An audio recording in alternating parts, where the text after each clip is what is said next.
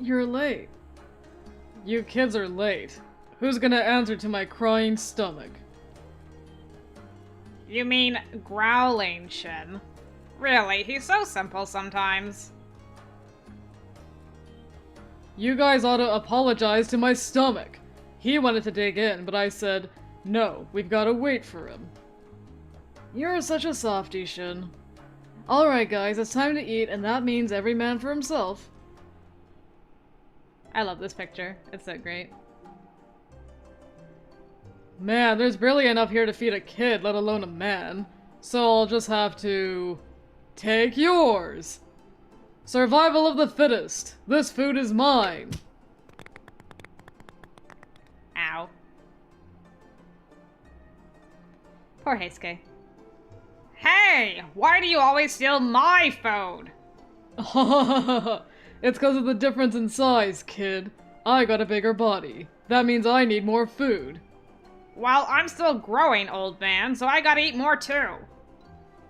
Sorry you had to see this, Chizuru. They're always like this. I've, gotten used to it. How are we to deal with accepting such insanity? Oh, why aren't you taking anything? Yeah, I'm good. If I eat too much, I slow down. Hey! What do you mean slow? Oh, whatever, I'm taking that. Go for it. So long as I got a little sake to sip, I'm good. Sounds like I'm going with sake too. Try not to worry about eating too much or being a freeloader or something, Chizuru. Just eat your little heart out, okay? I know. I can't help but feel a little bad, though. Well, if you let that get to you, you're gonna lose. You have to protect what's yours. Okay. Always eating alone made the experience of dinner with these men both an exhilarating and a frightening evening for me. It was actually fun. See, there's that smile. You ought to do that more often. We aren't gonna hurt you. Harada. His mouth curled up into an honest smile of his own. Had I really looked so down? Perhaps they were all trying to cheer me up. I wasn't quite sure how to feel. I was conflicted over whether or not to feel pity for myself or to appreciate the moment for what it was. The joy seemed to be winning out, however, and I caught myself smiling as Inoue entered the room. But not for long. Gentlemen, do you have a moment? As usual, his voice was warm, but in his eyes was a level of solemnity I'd never seen before, at least during our brief acquaintance thus far. The warmth of the room slowly evaporated. I've just received word from Osaka. Sanan has been gravely injured in battle. What? What happened? A dry goods store in Osaka was invaded by a group of Ronin. Toshi and Sanan arrived in time to enter the fray and subdue the Ronin, however. Sanan was stabbed during the encounter. Is he going to be alright?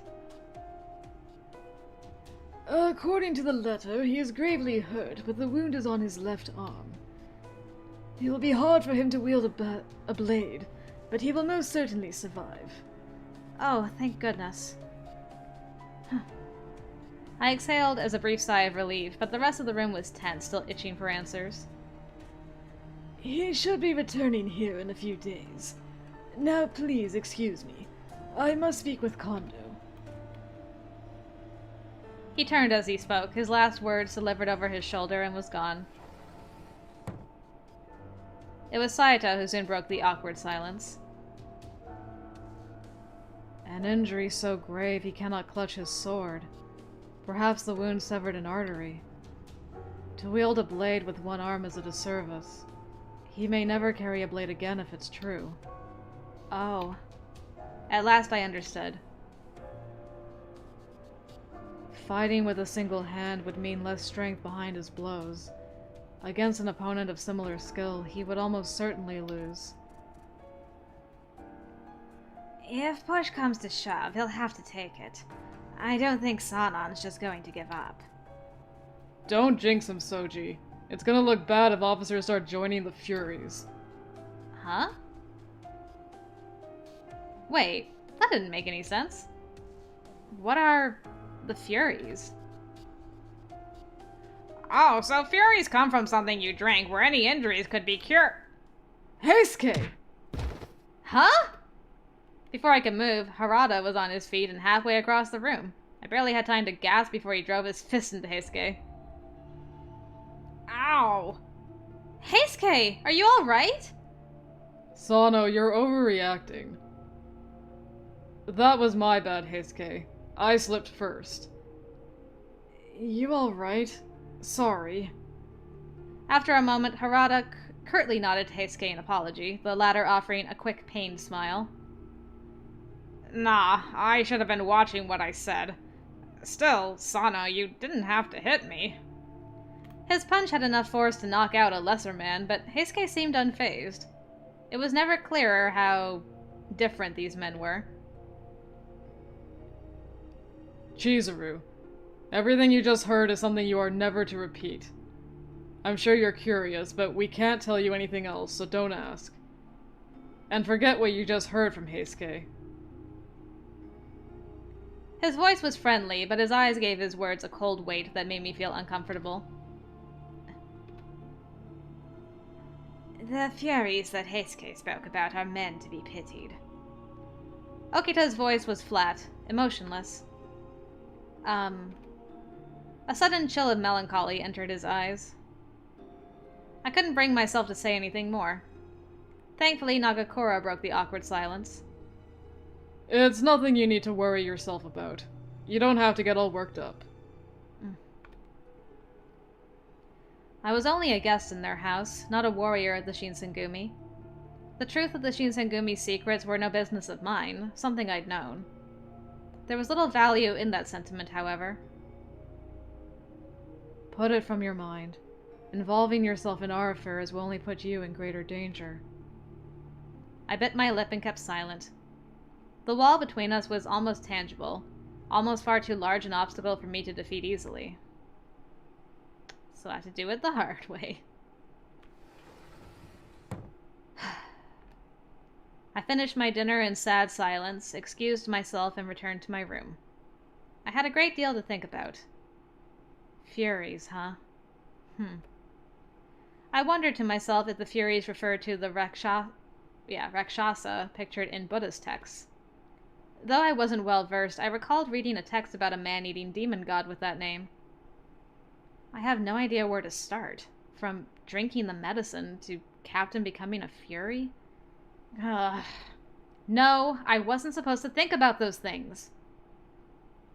I was only going to get myself in trouble if I snuck my nose where it didn't belong. Or stuck my nose. Snuck my nose? Seeing or hearing the wrong thing could kill me. If I die, I'll have a hard time looking for my father. The Shinsengumi captains are keeping themselves hush around me, especially about the Furies. Are they doing it to protect me? Even if I dug around, I'm sure nothing good would come of it. With that in mind, I did my best to clear my head of the evening's events and slipped into my futon. There'll be time for that, girl, don't you worry. We'll find out stuff over the next few years. And now it's March.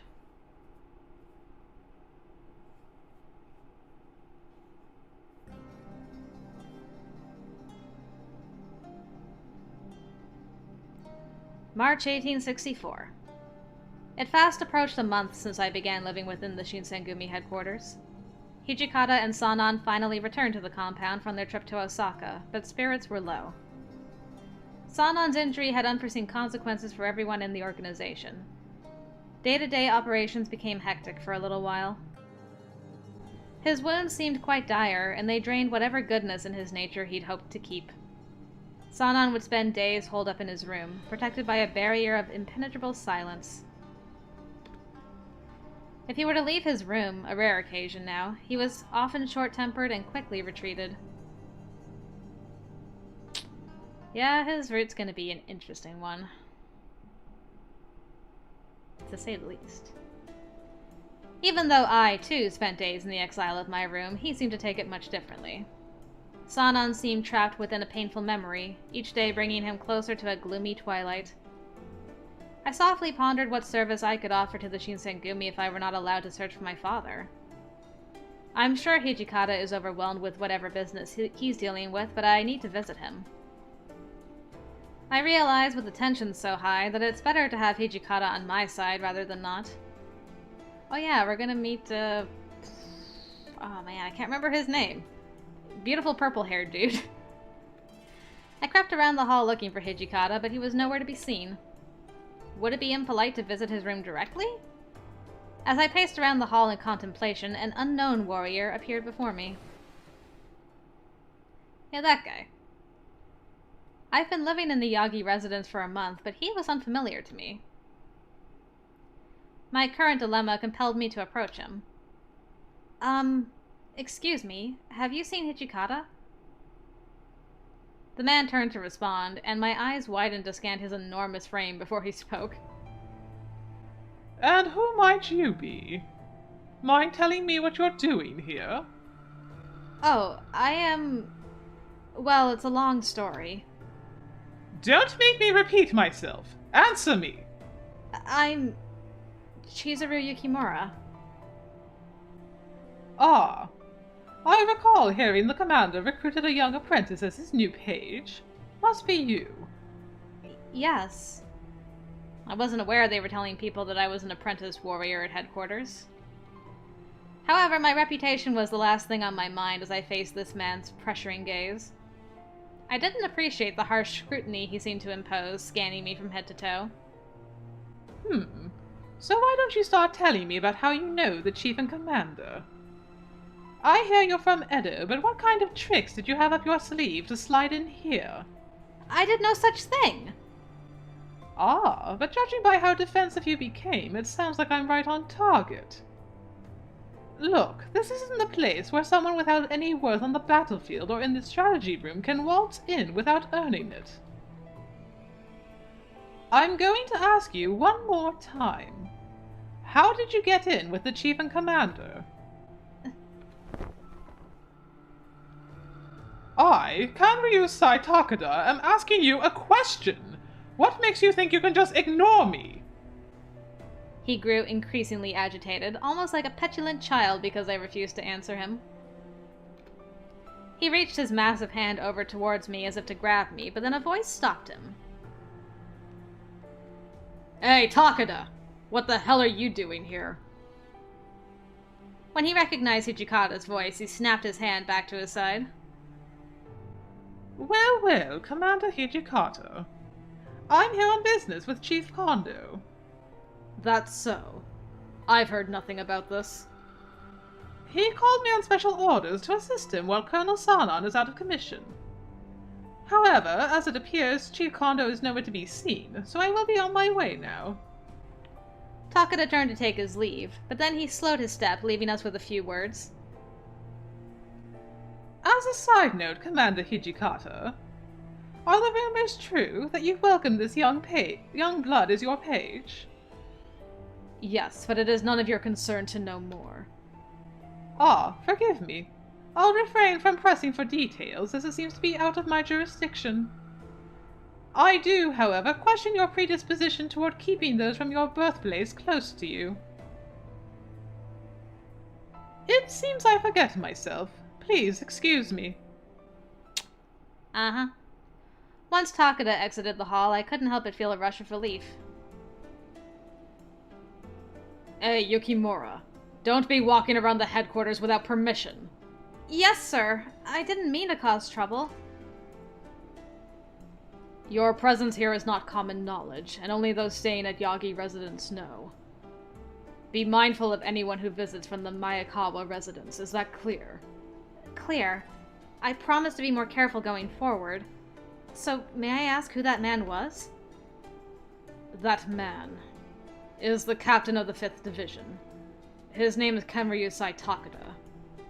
His swordsmanship is decent, but he is well read and possesses a cunning mind for military science. He's a tricky one, so be careful. Okay. Furthermore, if you have no business being out, then I expect you to stay put in your room. Hijikata attempted to dismiss me, having said what he felt was appropriate as a stern commander.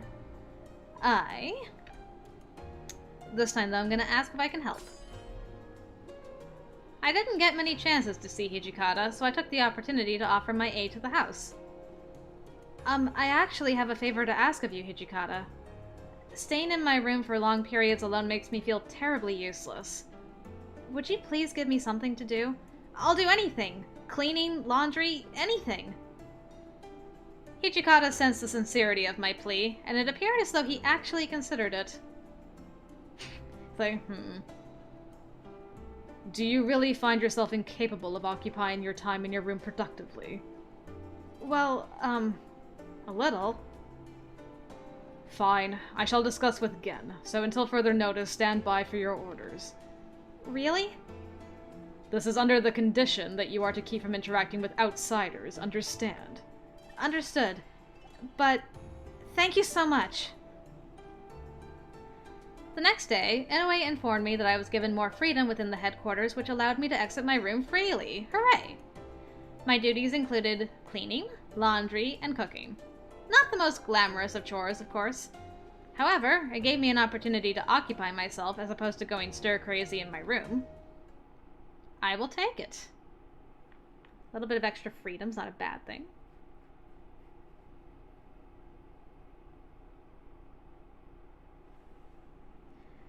I thought he would like us more for that. Apparently not.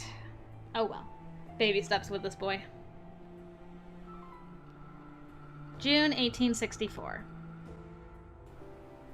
The fourth year of the Bankyo era became the Ganji Ganen, and the summer sweetly blossomed. Spring shed its blooming skin, giving birth to lush green trees facing the wide open sky. During one of these beautiful summer days, I finished cleaning after everyone ate breakfast, and Saito brought me to the hall to Hijikata. Commander, it's Saito. I've brought Yukimura. Come in. Saito responded by quietly opening the sliding doors, gesturing me to enter the room. Upon entering, I saw Hijikata, but also Okita, Nagakura, Harada, and Heisuke in the hall. It appeared that only the captains, who were aware of my situation, were present. I know you have been waiting for some time, but the time has finally come to let you out. Really? I could barely contain the excitement in my voice as soon as the words came out of his mouth. So, is it true there was a man in Fushimi that matched my father's profile? We're not sure if it's true or not. It was our intention to let you verify for us, considering his daughter would recognize him best. I nodded in response. For now, any information pertaining to my father was appreciated, so I was thankful. So, where is this man who supposedly looks like my father? Our initial reports outline a place called the Tarada Inn in Fushimi. Saito is assigned to check. Saito is assigned. I wasn't sure if that meant I was to accompany Saito, or if I would have to wait longer for him. Then Harada chimed in. But this doesn't necessarily mean Kodo is a guest of this inn. Yeah, being sighted in Fushimi could just mean he was walking around the city of Kyoto. Exactly. So that's why I'm asking the three of you, Harada, Shinpachi, and Heisuke, to take her along on your rounds to assist her search for Kodo. All of us? Usually we split up and go on rounds separately. Hijikata didn't bother entertaining a response, instead looking towards me. Was he suggesting... These were the men who were responsible for dealing with me should I attempt to flee. Heisuke must have sensed this as well, so he made no attempt to push the issue any further. I understand what you're saying, but I don't like the fact that you're making us do all the babysitting. I thought you planned on patrolling as well, Hijikata. So, for your own benefit, why don't you show your adorable page the ropes by having her with you? What the hell are you talking about? Aren't you the one who pushed her onto me? I'm not having any of your insolence today. She isn't my page. Maybe, but all of the lower-ranking men are starting to believe it. There is, after all, a grain of truth in every lie, so why don't you give her a befitting job? As Okita and Hijikata bickered at one another, the mood of the room was locked in their tense words until Harada whispered to me. Well, Kyoto, as you've seen, isn't the safest place right now, so don't force yourself to leave. I mean, we all know what Koto looks like too, so the risk doesn't have to be yours alone. I could look for my father in Fushimi, or join the patrol rounds assuming he's moved places, or stay here to keep safe from the outside, or accompany Hijikata as his page. Choices, choices. Well, obviously, we're trying to get closer to Hijikata, so even though he's not very happy about it, I guess we're gonna go with him. In that case, please allow me to accompany you, Hijikata. Hey, what the hell are you saying? Hijikata's voice trembled irately, as if troubled by my suggestion, which made me nervous, but I thought I had a shot in convincing him. I mean, walking around town with you may help with getting leads to find my father. With the other warriors questioning my place, it may be in our best interest for me to act like your page. It could convince the others. I recalled in this moment my introduction to Takeda, who voiced his skepticism plainly.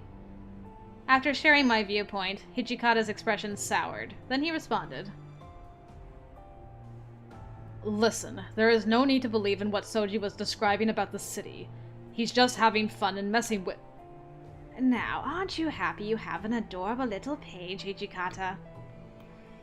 Hijikata stared bitterly towards Okita, and again it seemed we were trapped in their bubble of silence, but eventually... Very well. But you'd better make absolutely sure that you stay the hell out of my way. Yes, I understand. I was somewhat surprised he obliged me, but I was so excited to join Hijikata and go outside. Yeah, he's not thrilled. But at least we're leaving. It's been almost 5 months since I've been able to experience the world and its scenery. I haven't seen you in the blue before, I don't think. It looks nice. Ugh, how did I end up in this predicament? I can't really go back on my word. Hijikata kept himself a few paces ahead of me deliberately, and his foul mood made me nervous. His cold demeanor caused me to question whether or not I'd belonged here, if this was my place. It was difficult to turn these questions to and fro in my head, but I was trying to keep up with him. Do you like to power walk too? I haven't seen this screen before either. Someone called out as we passed a tea shop. Hey! Commander, there you are. I have a report for you, sir, that needs to be disclosed as soon as possible. If this person referred to Hijikata as commander, then he must be a Shinsengumi member. He whispered the report in Hijikata's ear. The man's words caused Hijikata's face to turn blank, and he looked to me to speak.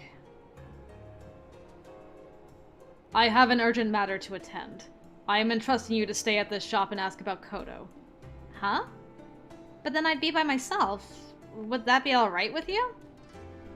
In response, Hijikata gave me an examining glance as if to probe all of my hidden thoughts, then looked down at me while asking, Did you plan on joining me just so you could run away? When his eyes met mine, the pit of my stomach dropped, turning cold from nervousness. No, of course not. Then don't bother me with stupid questions. You are to do as you are told, then you wait. Got it? Okay, understood. I wasn't sure what Hijikata's intentions were by leaving me behind, but it was probably smarter to do as Hijikata said, so I asked the person at the shop about my father. You the boss? Okay, where to start? I asked customers that wandered in and out of the store, politely grabbing their attention. Unfortunately, it seemed like no one knew anything about my father's whereabouts. My tea became cold, the little leaf flakes sinking towards the bottom of the cup, and I sighed. You? All right, the Shinsengumi is here to conduct a search. Everyone remain calm. Who owns this place? I recognized the shouting man by his familiar Corps uniform as he barged into the shop. A light blue uniform that the Shinsengumi wear when patrolling in Kyoto. It was Takeda, the captain of the Shinsengumi's 5th Division. What could he be doing here? Excuse me, but I'm the owner of this store. What is the meaning of your business here? The owner's voice was trembling from being intimidated, and Takeda responded forcefully. I shouldn't even have to answer. It's been brought to my attention that you've been allowing Imperial Ronin extremists to conduct their business within these premises. What exactly are you plotting? If you do not give me an honest answer, I will be forced to take you to headquarters where you will be questioned. Please, don't be absurd. I would never do anything of the sort, or let such people in and out of my store. Oh, so you're calling the Shinsengumi a bunch of liars then, are you? No, I'm not saying that. Sweat poured down the owner's face, and he shook with fear.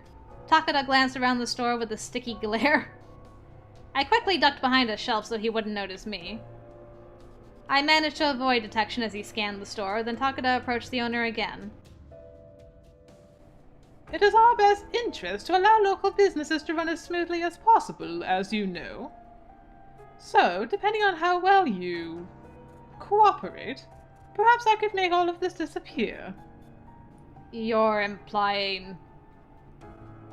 I'm merely suggesting that it would be in your interest to share some of your goodwill. As I peeked to get a closer view of their conversation, I could see the owner gulp. Although Takeda was not being explicit, it was deathly clear that he was soliciting a bribe from the shop owner. You disgusting man. There's no way I could afford that, sir. I mean, there's nothing suspicious going on here. What's that? You're refusing to help the Shinsengumi, protectors of Kyoto's safety? No, I would never do such a thing. I'm going to take you to the headquarters. You must be a Ronin sympathizer, and I'm going to take you back and make you spill your guts. No! Oh no! I was sick to my stomach hearing him. Just when I was about to speak out, someone placed their hand on my shoulder. Oh! You! Hi! Iba? Shh, don't. A girl should not get involved in such a dangerous situation. This man will not hesitate to hurt you, and it will be grave. Thanks for having my back. This mysterious samurai whispered gently into my ear, but I became completely distracted by his perfectly sculpted facial features.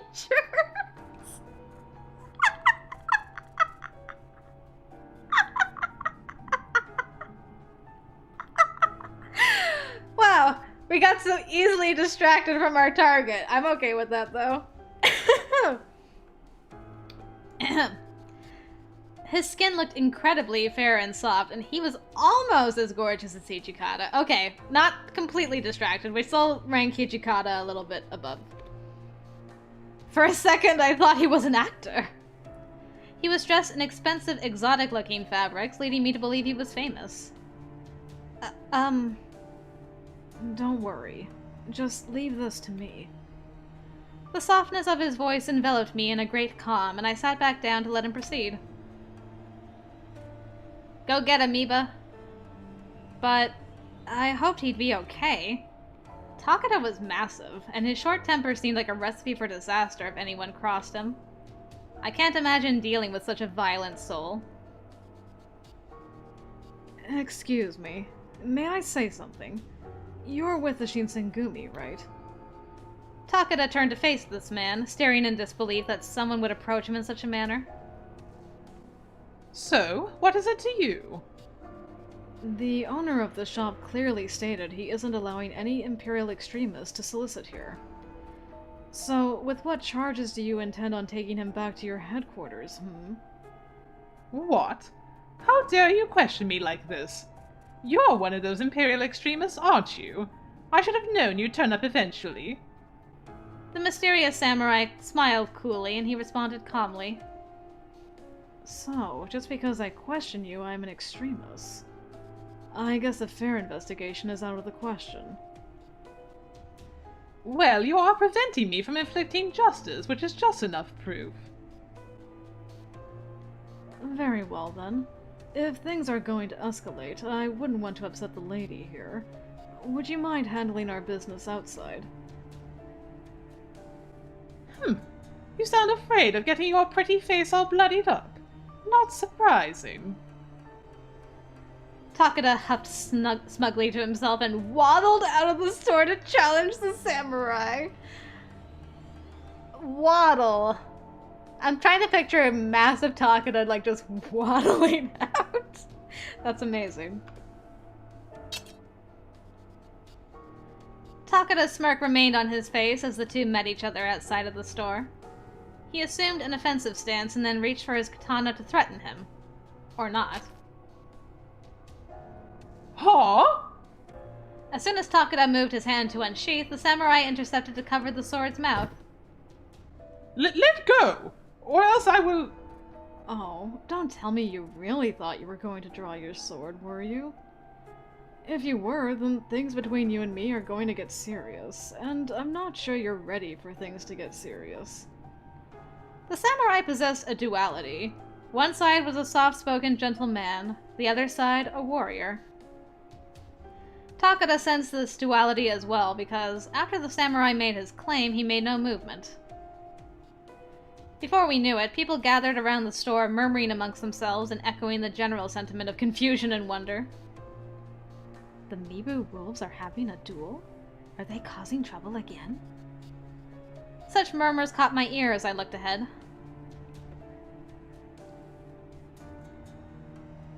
It seems like we're drawing some attention. Do you still plan on drawing your sword? The samurai seemed to already know the answer. Ugh. Takeda began to grit his teeth angrily, and he gruffly shook off the samurai's hand. I never forget a face, you bastard. I will make you live to regret this day. His face was flushed with red, and he swiftly exited and disappeared from the store. Nicely handled. As the tensions deflated, I exhaled in relief that things didn't come to violence. Phew, I'm glad that's over. That could have become ugly. Let's go back inside and check on our friend. Were you okay? Yes, that was nothing. I'm so glad. Why were you willing to risk your life against that man?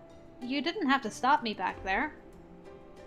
The samurai slightly paused and answered timidly. You reminded me of someone from my past. Interesting. I was perplexed. Me? Yes. You even blush just like her. He studied my face carefully, his eyes dotting up and down my small face. Although I liked the attention, I still had no clue who this person was or where he was from, and how he knew I was a lady. I'm sorry. I think you've mistaken me for someone else. I bowed lightly to him, and he looked a little taken aback. Oh, don't worry. It seems that I am simply mistaken. My apologies. Please, let's return to the tea shop. Your tea and snacks must be ruined by now. The samurai's kind demeanor was nearly impossible to resist, drawing me to return to the store as if I'd caught the scent of the city's sweetest bun. I love all her descriptions of this guy. They're great. Upon entering, the tea shop owner smiled and brought us freshly brewed tea. Ah, was it you who poured out fresh tea? There's even some sweet bean jelly here. Sitting beside our tea was a neatly arranged platter of sweet bean jelly. Yes, thank you so much for helping me. You've saved me. Oh, please, I didn't do anything to deserve such kindness. Thank you so much, though. I love sweets. The pleasure is mine. Don't be shy, have as much as you would like. Take your time. The owner seemed to bow after every sentence and then returned to tend to his counter. What a generous gesture. Would you like some of my sweet bean jelly? Oh, no, I think the owner means for you to eat all of this. If you say so. Time to dig in. He cut the sweet bean jelly into elegantly sliced halves, and he expressed delight after each bite. In my experience so far, samurai didn't ever seem to smile often, but... Every time he took a bite, he grinned like a child, smiling as if he was the happiest person alive. It wouldn't be too much of a stretch, maybe, to guess that he and I were close in age. As this thought came to mind, I could still hear customers murmuring, whispering amongst themselves into each other. Did that samurai scare away the Mibu wolf? Looks like it. Maybe there are some good samurai after all, huh? He can't be a samurai. He's too handsome. He's got some quick hands, though. The samurai seemed to overhear their discussion, timidly retreating from his initial enthusiasm. As soon as he finished drinking his tea... Please excuse me. It's time for me to pay my tab. He rushed to get up, but not before slipping me some last words. I'll be on my way now. Please, do be careful and try to avoid trouble, okay? Oh. The samurai fled the store, almost like a dream wisping around one's mind after awaking. He almost gave me no opportunity to thank him properly for earlier. I rushed after the samurai. Wait! I chased after him, yelling to catch his attention. Is something the matter? Thank you so much for earlier. You saved me. I didn't do anything to warrant a thanks. He turned away from me, stopping to gaze at the clouds swirling above us. However, it seems like the Shinsengumi's name is dragged through the dirt. If today's incident is any indication, then I can't blame people for having their reservations. Well... what should I say? I'm not gonna apologize about Takeda. I guess... I don't know what explain the situation is, but I'm gonna go for it and see. It's not as if I know the men of the Shinsengumi better than anyone else. I don't think all of the Shinsengumi men would ever behave like that other man did. He was just plain cruel. Okay, so we're defending the guys that we know. I'm sure you understand better than anyone, but out of all of the warriors in the city, there are bound to be the rotten eggs in the bunch. I know. I don't think that man represents the Shinsengumi at all. There was a pause in our conversation, and the wind whistled softly in the background. The samurai didn't break his concentration, staring intently into my face. His eyes seemed to be searching for something, perhaps a faint glimmer of a long-lost memory. I wonder how old we were when our village got burned. Were we like a kid by then? Could we have grown up near each other at all? If only he could tell me what seemed to be on the tip of his tongue, but he shut his eyes and turned. Well, I'll be on my way now. Oh, sorry for stopping you. Don't worry about it. I'm glad I got to see you, Chizuru. Huh? How did he know my name? Who was this man? He totally knows who you are. How very intriguing. The samurai turned his back to me and departed. He wasn't familiar to me. Was I to him? I didn't have much time to consider what any of this meant because Hijikata returned shortly after. Did I make you wait for long? How was it? Did you obtain any information on Kodo? Hijikata. I quietly shook my head in response. I see. Well, it's not like people around here are willing to talk easily. Don't think much of it. By the way, I met your best bud.